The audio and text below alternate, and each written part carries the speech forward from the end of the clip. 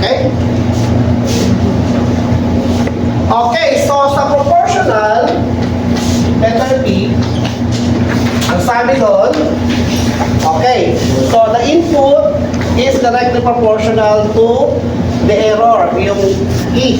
Diba? So, ito yung ano natin, yung sub T, that is directly proportional to the amount of error. So, proportionality sign, gagawin mong equal sign, you have to introduce a constant. So, yung sub T, that is equal to KP. Nakalagay dyan. Constant na proportional E sub T. Okay? So, nakalagay din dito, ang K sub P should be greater than 1. Kasi pag less than 1, hindi siya proportional. Diba? Inversely proportional siya kapag less than 1. Okay? Paano nangyari? Halimbawa, 0.5. Halimbawa, yung sub T is equal to 0.5 K sub T. Hindi siya unity or hindi siya greater than 1 kasi ang 0.5 K sub T divided by 2. So, ibig sabihin, inversely proportional siya, di ba? Kasi dinivide mo sa 2 yung K sub T. Okay, so kailangan greater than 1. Let's say 5, 10, 100. Okay? So, next. Let's say you have, next na tayo. Yung integral, U sub T is directly proportional to the integral of the error. Okay? Ano ba yung error na binabanggit natin dyan? Ito yung input, diba? Ito yung error, ito yung U sub T, nandito yung feedback mo. Ito yung pinag-uusapan natin dyan. Okay? So, pag nakasama mo yung error mo, ay yung input mo, tataas yung error sa proportional. Okay? So, dito naman, nag-input ka, then you have to take the integral. So, integral yung process. Okay? So, U sub T is equal to Ki. Integral of E dt. Okay? Ang integral natin, tinatawag natin yun actuating signal. Directly proportional to the integral of the error signal. Okay? Next. Derivative.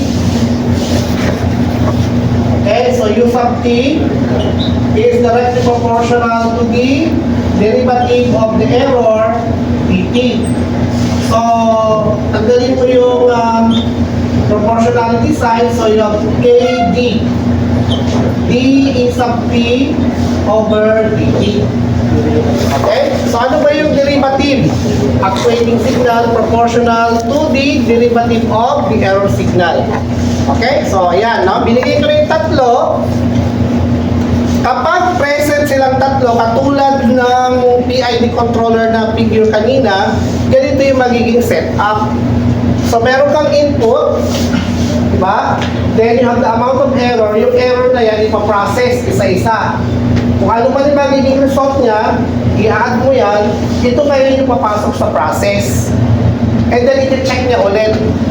So, babalik dito, kung may error ulit, kukunin niya ulit yung proportional, yung integral, at saka yung derivative. Pag pinag-add mo yan, at nag-zero ito, ibig sabihin, hindi na siya 80 degrees yung katulad kanina. Nasa 60 degrees ka na kasi yun ang gusto mo mangyari. Okay? So, halimbawa, proportional at saka derivative lang. Okay? So, U sub T is equal to KP P sub T plus you have KI integral of E sub T dt plus you have KD integral of derivative D is sub T over dt. Kapag walang integral yung circuit, gagawin mo lang zero to. So, ito lang ang kasama sa equation. Okay, now, mayroong mga system na meron lang tinatawag na offset. Okay? Para sa electronics, di ba? Pag sinabi mong offset, ginamit mo yung op amps. So, kung ano yung naging result, nakatago sa kanya. Pag ginamit mo ulit, let's say may maiiwan na 1 volt, yung 1 volt, yun yung offset. Supposed to be dapat 0.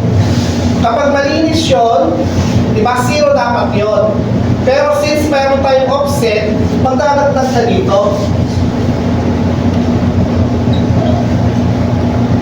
Yan. Okay? Now, isa pa example ng offset. Yung generator. Di ba? Pag nagamit yung generator, turn off mo siya, may maiiwan na katiting na volts. Tama? So, yun yung pinag-aralan natin last time. So, yung voltage na yun, siya ngayon yung tinatawag nating yung natitirang voltage doon. Nakalimutan na, katulong lang. Hindi pa kailangan ng mga generator yon na pag kahit nakapatay yung generator at meron kang tester, tapos i-test mo siya, papalo yun kasi may voltage eh. Di ba? Tester. So, ano na yun? Hindi tester. Hindi ko wala yung tawag. Basta. Di ba sa magnetization curve? Sa magnetization curve natin, hindi naman siya nag-start sa 0, di ba? Nag-start siya dito. Pag ganon. O, so ano tawag mo dito? Yung mga offset voltage, di ba? Usually 1 volt yan eh. Okay? So that is offset siya talaga. Sa ano natin, sa op amps, ang offset niya ay paraging 0.7 o kaya 0.3. Kapag 0.7 siya, silicone yung ginamit. Kapag 0.3 ay tawag dito germanium. Okay? Kahit hindi siya connected sa source, meron siyang offset voltage. Okay? So, dito naman mayroon din. Okay? So, halimbawa yung furnace na pinakita ko sa inyo kanina, actually hindi siya 0. Hindi 0 ang kanyang temperature kapag naka-off lahat. Meron siyang certain temperature na may iwan. So, ibig sabihin, magdadagdag pa siya dun sa system. Yung tinatawag natin offset. Okay? May natitira doon, may natitirang heat. So, halimbawa, naka-off lahat yan. O may heat yun. Let's say, naka-60 ka, then turn off mo na. Tapos, kinabukasan gagamitin mo. May 30 degrees, halimbawa, na doon. Okay? 20 degrees. Okay? Pero naka-off. Okay? Yung tinatawag natin offset. Okay? Temperature. 27. Okay, so tapos na tayo.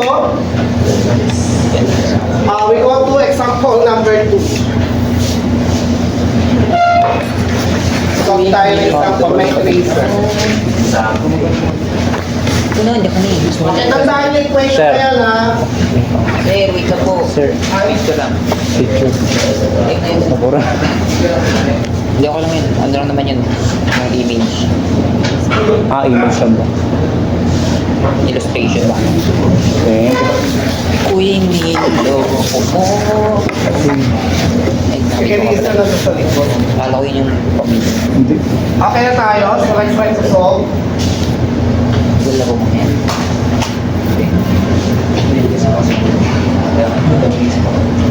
Okay, mapapalaman tayo sa mga integral niya.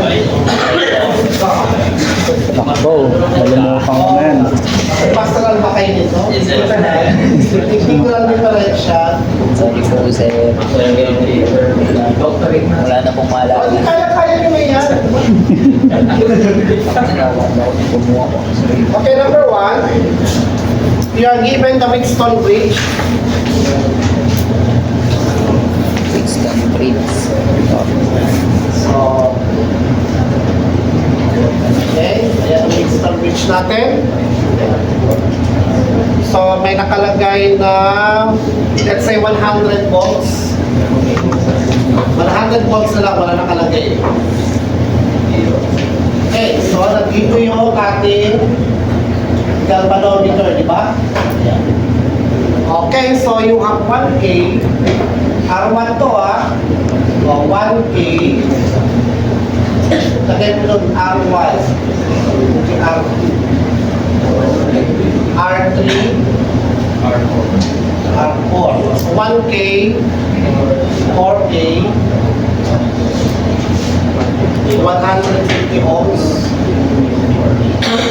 and 450. Okay. So, ang unang gagawin nyo, you have to check if the bridge is balanced. Diba? Kailangan mag-balance yan. So, ano ba yung one natin? R1, Ano yung G? R4 is equal to R2, R3. So, R1 is 1K Galvanometer. multiplied by 450 is equal to 4K multiplied by 150. So, kailangan mag-equal. Hindi sila equal, hindi balance. Wait. Check.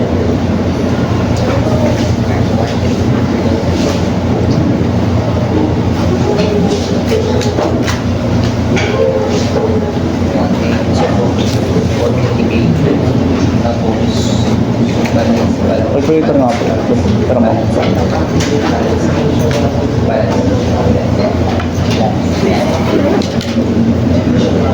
Oh, yung sa balance. Sa balance. Ibig sabihin, mayroong current na dumadaan sa galvanometer.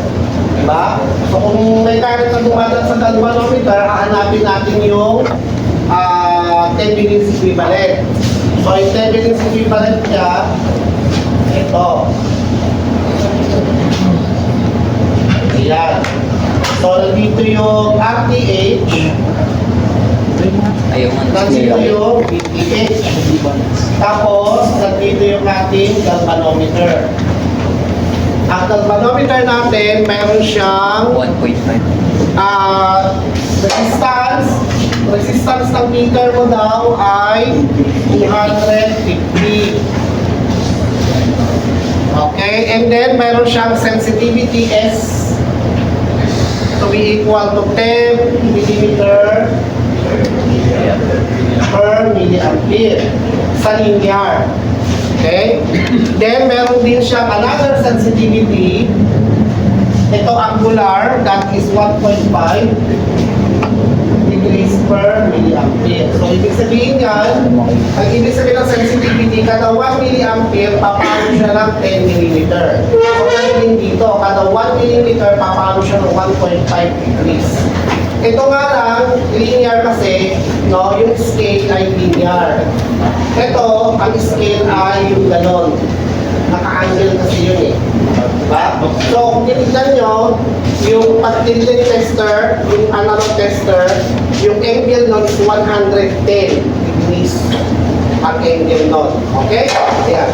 So, ang problema natin, yung VTH. So, paano natin gagawin yung VTH?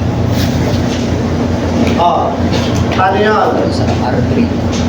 At maglalagay ka ng positive negative, VAB. Positive negative, VR3. Tapos, positive negative, VR4. Hindi naman na sinasabi sa problem na isa dyan ay variable. Basta inilagay lang yung value, tapos tinignan niya kung may dadaan na current sa galvanometer. Okay? So, what is VTH? Mag-look tayo dito, diba? Look tayo. So, nung nag-look tayo, VAB is equal to 100 multiplied by 150 divided by 150 plus 1K. Diba? Tama ba? Na-derive na natin to. Minus. Kasi pag niload ka dyan, so VR3, saka VR3, VAB, tapos VR4, diba? So, ganito mangyayari.